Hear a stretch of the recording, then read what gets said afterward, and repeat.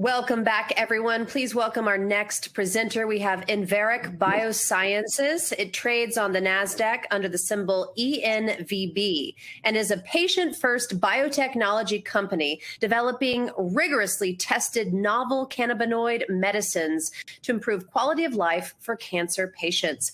Please welcome its chairman and CEO, David Johnson. Welcome, David. Hello, Anna. Thanks so much for having me. Good afternoon. I guess it's just afternoon, ladies and gentlemen. And it really is a pleasure to be here to speak to all of you today about Enveric Biosciences and really tell you about what I'll call the evolving story of Enveric Biosciences. Before I get into it, though, I need to take you through three very quick slides. We are in the middle of an M&A transaction, and so there's a few legal slides to go through. The first one is a quick no offer or solicitation regarding Enveric equities. And the second and the third are what you are normally used to seeing regarding forward-looking statements. So let's spend some time on Enveric Biosciences. This is a company with a mission about extending and enhancing the life of patients who live with these debilitating side effects of cancer therapy. Our vision is to develop novel therapeutic drugs to increase the standard of care in these support care indications. And I must tell you that when we first started to look at this space 2 years ago, we looked at a $20 billion marketplace, which is incredibly clinically underserved and disappointing as it is in 2021, has a very low standard of care. And we really believe, based on the natural occurring compounds that we will use, starting with cannabinoids, there is a tremendous ability to be able to raise that standard of care. We started trading on Nasdaq just in December of 2020, and we did it through a reverse merger. And as many of you know, there could be pitfalls to going public that way, but I'm happy to tell you we couldn't be more excited about where we are 5 months later. We come with a very strong financial base. We now have cash on our balance sheets to go through the next 18 to 24 months. We have absolutely no debt. You'll see when you look at the ENVP ticker that we've had some very strong liquidity since we came onto the market, and we have a very clean cap table, a really nice place to be able to build from. And of course, yes, we're going to continue to have capital acquisition plans. We're a biotech company, but we'll ensure we do it in the best interest and alignment around our shareholders. Second, we've continued to expand and progress our targeted clinical initiatives. Our EV101, our glioblastoma combination therapy, our EV102, the radiodermatitis novel formulation, and the EV103, our chemo-induced peripheral neuropathy, specifically neuropathic pain in the discovery phase. We believe that we will be able to announce 2 drugs going into phase 1/2 clinicals before the end of the year. And then we've said from day one, business development was going to be a key part of this model. And we've been busy in these first 5 months. In March, we signed a licensing agreement with Diverse Bio. I'll take you through it. And then in May, we announced that we have acquired a company called Magic Med Industries to expand our natural occurring compounds. And I'll spend a little bit more time on that in a few minutes. But like any company, I always believe, and even in my own investing habits, I bet on the jockey. I don't bet on the horse necessarily. And we've assembled what I would classify as a sophisticated biotech team who has seen what good looks like, has lived success, and is passionate and motivated to do it again. But it doesn't just stop at our management team. Our board of directors we've assembled, which is second to none in the industry. And finally, our scientific advisory board, 2 of the leading researchers in cannabis therapy from the United Kingdom and Israel, and then 2 oncology clinicians from Memorial Sloan Kettering in the US and from the Sunnybrook Medical Center in Toronto, Canada. All of that leadership team ready to execute on this business plan. And so what is the business plan? It's really quite simple. We continue to identify therapeutic solutions from natural compounds who have demonstrated some clinical efficacy, and we believe right up front that it has an ability to increase the standard of care. It really starts with the patient, and that's where we come with this patient centricity. What's the biggest issue patients are dealing with? Is the size of the market enough to be commercially viable? And then let's go out and find the most efficacious therapeutic solution. We then go through what you would classify as a traditional drug development model, working with world-class leading oncology centers and world-class leading clinicians who lead our clinical trials. And then we leverage our business model through partners in other ways. One of those examples is one I'll talk to you about in a few minutes, which is where we signed an agreement with Pureform Global on a supply chain basis. I mentioned earlier, we have been busy. We started trading on December 31st. We have raised capital in 2 small registered direct rounds with gross proceeds of about $25 million. And then we had some exercise of warrants for about 3.5, bringing just over $28 million of total capital raised. That's where we get this 18 to 24 months still on our balance sheet to be able to execute on our plan. We've progressed our clinical initiatives, as I suggested. And then we announced the agreement with Pureform Global, which I'll talk about. We announced the Diverse Bio licensing agreement. And then finally, just recently, announced the acquisition of Magic Med Industries, which I want to take just a few minutes and talk to you about because it is material and I think continues to take this company to a very different place. It allows us to go from where we are today, dealing with some critical indications around the body, to being able to deal with the mind and the body. And for those of you who have not spent a lot of time in what I'll call the psychedelic revolution, a new vision for mental health, let's just talk about a few of the key attributes and key milestones that this area has achieved over a relatively short period of time. First of all, in 2019, J&J had an approval for the first drug within this category. And it's called Spravato, and it's for depression. Johns Hopkins and Yale have really been the pioneers in the research at these leading academic institutions. In fact, at Johns Hopkins, they've set up the Center for Psychedelic and Consciousness Research and have published over 100 papers over the last 7 years. We already have 2 companies on Nasdaq solely focused on the psychedelic side of this and dealing with mental health issues, Compass Pathways and MindMed Industries. Both of these have over $1 billion market cap. And this entire sector has gone very mainstream in the past little while. Most recently, the New York Times had 2 leading articles, which I thought were really well worth the read if you get a chance to do that. And finally, most importantly in our area, it's the regulatory bodies and the FDA in particular. As we know, they've approved the J&J drug, but more recently they designated a breakthrough status for a psilocybin therapy in the treatment of depression. So you may still say, so that's fine, but why did you, Enveric Biosciences, get into it? Well, as I mentioned earlier, we're a patient-centric company. We deal with natural occurring compounds, and we target those and focus them around therapeutic solutions to oncology-related support care indications. When we looked at all of the indications, one of the largest markets within those indications was actually cancer-related distress, which for argument talks about mental health challenges, anxiety, depression, and others from the time of diagnoses to really end of life in that person's life. And we didn't believe that cannabinoid therapy had an ability to deal with this indication, yet the more we did the research, we believe strongly that the psychedelic side did. And it truly allows us now to have an ability to heal both the mind and the body, a pretty exciting opportunity. This was an all-stock transaction. We expect it to close towards the end of this year in Q4 after what I'll call the normal closing conditions. We will be the 3rd psychedelic company listed on Nasdaq, but really the first to focus on both the R&D of cannabinoids and psychedelics. And we actually liked the team so much that our board agreed that Dr. Joe Tucker, who is currently the CEO of Magic Med, will become the CEO of Enveric. I will step up and become the executive chairman of the company. The value drivers of Magic Med, well, we talked to a lot of companies in this space before we made this decision. We love the intellectual property that Magic Med has been able to create, literally 15 patent applications on these patent families, which create upwards to 1 million different molecules in the space.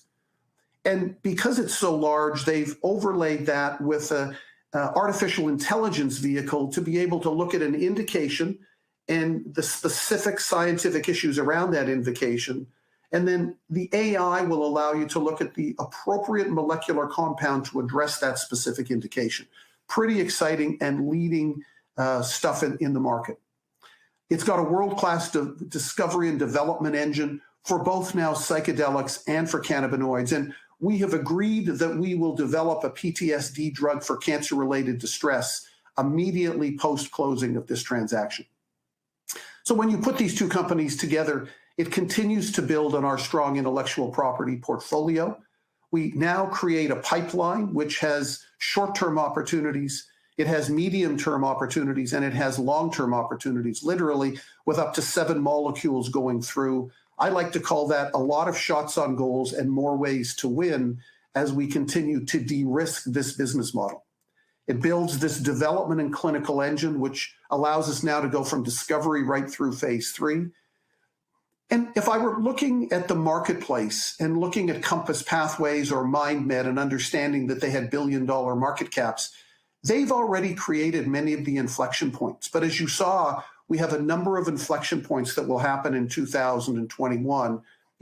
We are well under $100 million today. It may be a really good time to take advantage of those inflection points. We're clearly excited about this acquisition. We believe it takes us to a very different level.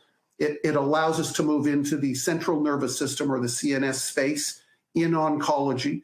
And so we now are cannabinoids, psychedelics, really molecule agnostic, continuing to deal with this patient-centric vision of creating the most efficacious therapeutic solution for the indication. And we'll continue to give you updates on this transaction as we move forward. So let's go back to our oncology supportive care and, of course, partly the CNS as well. I did mention earlier that when we looked in this area, it continues to be an underserved area in the market. You can see some of the areas, and I'll talk about some of our clinical initiatives, but radiodermatitis and chemo-induced neuropathy, nausea and vomiting, clearly a CNS area. And of course, it was the anxiety and depression that got us excited about being able to deal with this. These are large multi-billion-dollar markets. There is very little clinical innovation and actually haven't had anything for the last couple of decades. The standard of care being very low, and we now believe we have the compounds to be able to deal with this and increase the standard of care in all of these areas. It takes us to our pipeline. We have 3 products within our pipeline today, all cannabinoids, of course. Glioblastoma in the preclinical stage, radiodermatitis in the preclinical stage, and our chemo-induced peripheral neuropathy, specifically dealing with neuropathic pain, still in the discovery phase of our pipeline. And of course, as we move down the road, these will continue to move to the next stages, and you'll start to see in the midterm some of the psychedelic molecules come into this pipeline as well. So let's spend a little bit of time now walking through, in a very summarized version, each of the 3 different clinical initiatives that we have going on. I like to start with radiodermatitis. It's a big opportunity for the company, but it's a bigger opportunity for patients. I tell the story that I was in a leading oncology center in New York in January of last year, and I was introduced to a patient who had, luckily it looked like, been cured from his cancer. But he had dermatitis, this terrible dermatitis from really his head right down to his toes. And I had a chance to talk to him, and he said, "Mr. Johnson, I'm thrilled and my family's thrilled that I've been cured of cancer. But if I have to live this way through this quality of life, I'm not sure I wished I had been cured." That's the kind of thing we're dealing with. 50% of patients diagnosed with cancer will have some form of radiation treatment. And literally 95% of those patients will form some level of dermatitis. We really believe we have an interesting opportunity with the current novel formulation that we're developing to address this. We expect an IND filing in the 3rd quarter of 2021, and we do expect to be able to announce a phase 1/2 clinical study in Q4 of 2021. We then move into chemo-induced neuropathy, and as many of you know, this is really the degeneration of the peripheral senses or the peripheral nervous system. And while this is not a typical CNS designation, As many of you may know, the peripheral system is a carrier or delivery mechanism from the central nervous system to many other parts of the body. The symptoms of this are often things like tingling or pins and needles sensation. It's burning or pain, and literally people get to a point where they have difficulty with their fine motor skills. Cannabinoid therapy in our novel formulation can clearly be a game changer here. And when we look at the published reports around reducing pain intensity, the anti-inflammatory relief, and the relaxation of muscles, this seems to be a really big opportunity. We expect an IND filing by 2022. And then finally in our clinical initiatives is glioblastoma. Now, glioblastoma, as many of you know out there, is not really a supportive care indication, but rather a chance to use anecdotal data to trial CBD in a combination with the current standard of care for glioblastoma. Dr. Tali Segal from the Hebrew University and the Rabin Institute in Tel Aviv is our primary investigator. We have already had IRB approval on this trial, which is a phase 1/2 trial, which is now awaiting the Israeli Ministry of Health approval, which we would expect to have in the third quarter of 2021. This actually continues to be an interesting opportunity to look at combination therapy as well. Because the lifespan of a patient from diagnosis to death is so short, our ability to see the impact that these combination therapies have in this specific indication will be directive as we continue to look at more opportunities to move in this direction in the future. I mentioned a little earlier that we had done 3 M&A or business development transactions during 2021. The first of them is Pureform Global. This is a supply agreement and a collaboration on a development agreement with Pureform Global. Pureform Global makes and manufactures pharmaceutical-grade synthetic CBD and soon-to-be CBG. We signed an exclusive agreement in our support care indications. And what this really does for the company is it's a building block. It provides us a proven, consistent product for our upcoming clinical trials in a CGMP FDA-approved facility right here in the US. And the opportunity to collaborate with Pureform on some development opportunities, I think, will continue to be a big opportunity in the midterm as well. We've been really excited about the relationship and we'll be ready to go once our trials start towards the end of this year and into next year. The second transaction that we completed was we acquired an exclusive perpetual licensing agreement from a company called Diverse Biotech, a small US-based company, it's a biopharmaceutical company developing new molecules for treating oncology, but also other debilitating diseases as well. We obtained 5 molecules, 4 of them dermatology related, and 1 that is around pain management. And through a conjugation technique of cannabidiol with existing standard of care drugs, we hope to advance a new class of drug for our targeted cancer indications. This is an early stage asset, but we think that the upside is absolutely huge, and we'll continue to work with it as we continue to evolve the company forward. You know, if you think today we have combination therapy for our glioblastoma, we have novel formulations for our radiodermatitis, we have now the ability to conjugate in the Diverse Bio. This continues to provide us with new therapeutic solutions to address these indications that we have targeted before. And then, of course, is Magic Med Industries, which I think I've spent enough time talking about. We intend to acquire 100% of Magic Med to expand our access into the psychedelics and build on our neuroscience and CNS conditions as a company. We also continue to partner with, what I would call world-class institutions, from St. George's University in London, which is where I mentioned Dr. Angus Dalgleish works out of. We also have an agreement with a lead researcher there called Dr. Wai Lu, who truly are world-class researchers in both cannabinoid therapy, but also in biotech in general. With the Rabin Medical Center in Tel Aviv, And with the Soroka Medical Center, you've seen the Memorial Sloan Kettering and the Sunnybrook Medical Center.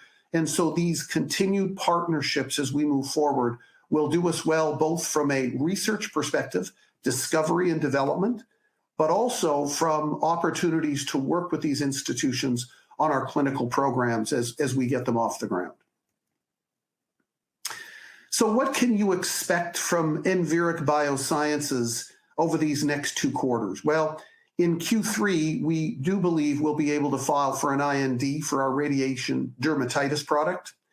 In Q3, we would hope that the Ministry of Health would provide an approval to move forward with our glioblastoma trial. And then in Q4, we would be able to announce that we have started a phase 1/2 trial, or at least where we're going to do it, in radiodermatitis, first patient in glioblastoma, and of course now the closing of the MagicMed Industries acquisition. Lots of key milestones, lots of inflection points between now and clearly the end of the year. I'd be remiss if I didn't speak about the Jazz Pharmaceuticals purchase to buy GW Pharma not too long ago for $6.7 billion. I did mention earlier that in the psychedelic space, both MindMed and Compass have market caps of over $1 billion. And then to see that, I'll call it the legitimacy of the cannabinoid area with GW actually being able to create this kind of value. The question that I have for you, but really for my team, is why can't we do the same? We have strong programs, markets arguably that are larger than what GW Pharma have, and a team that has the expertise and the willingness to go ahead and do it. And so we're going to keep our eyes on that. You can see below that some other companies that are in the space. We really do think that there's a strong question that we're asking is this an opportunity to create greater value for the company? Of course, it all comes down to execution, which is what we're prepared for right now. And so my closing slide is really a summary of what we've talked about.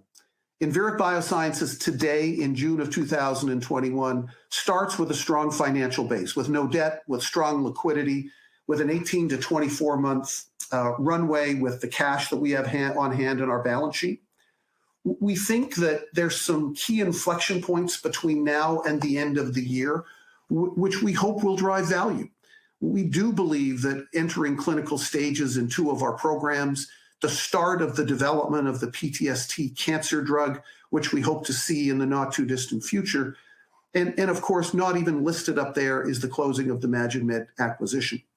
And then continuing to build on this pipeline with 7 molecules in the short and long term, all of them naturally occurring, synthetic, and it really does provide us with multiple ways to win.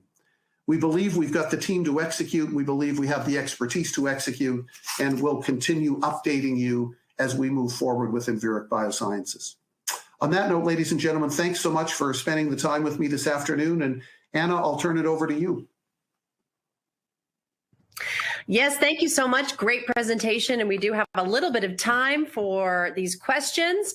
All right, let's get into it. So is CNS a key target for the company now after you close the merger with MagicMed? And if so, what CNS indication intrigues you the most?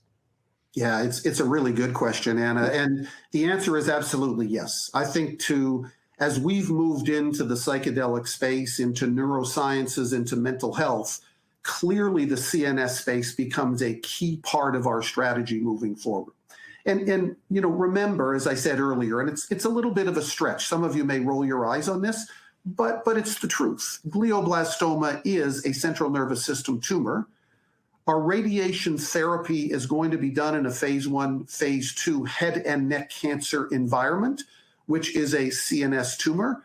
And arguably, peripheral neuropathy continues to be a part of the CNS system and the ecosystem moving forward. So yes, CNS will be a big part of this company. I think the one product, and there's many that excite me, you think of 1 million molecules of what this could do, but it really is the PTSD for cancer.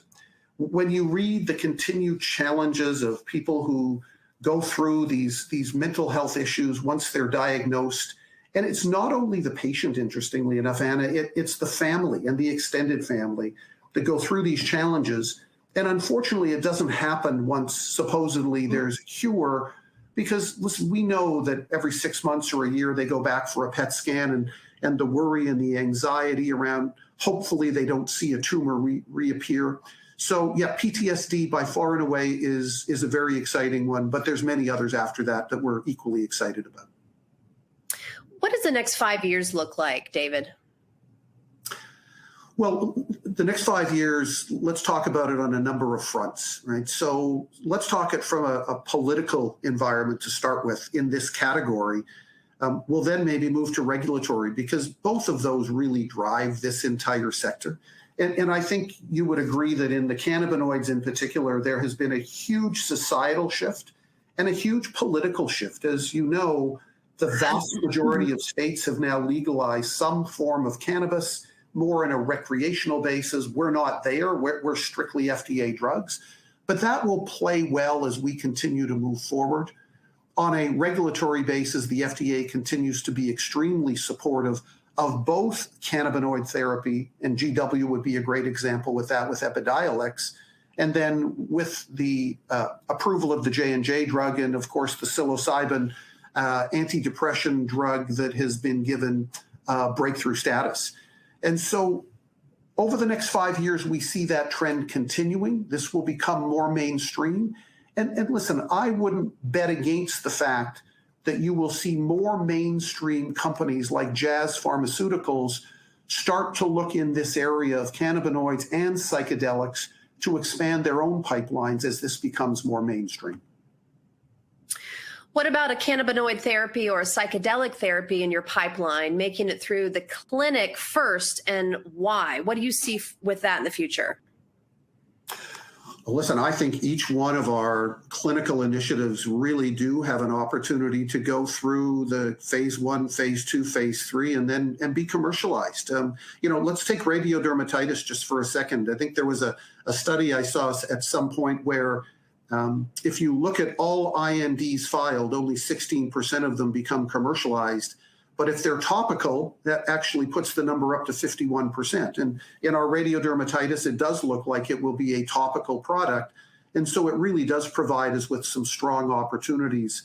The same thing goes in the psychedelic area. I think you're already seeing it. And, I know I've mentioned J&J a couple of times, but they're just a good example of the ability to put good science around compounds that have great data. There's no question these are going to get into the clinic and then eventually out of the clinic into commercialization. Well, we do have a few more questions for you, but we don't have any more time. We would love for you to join us again, and we will send all these questions to you so you can answer them directly on your own time. But thank you so much. Really great presentation and great technology you guys have here. Thank you, David. Thank you, Anna. Thanks for having us. We appreciate it. All right, everyone, remember you're going to see a black screen for just a moment as we transition to the next presenter, but stay with us. We're coming right back.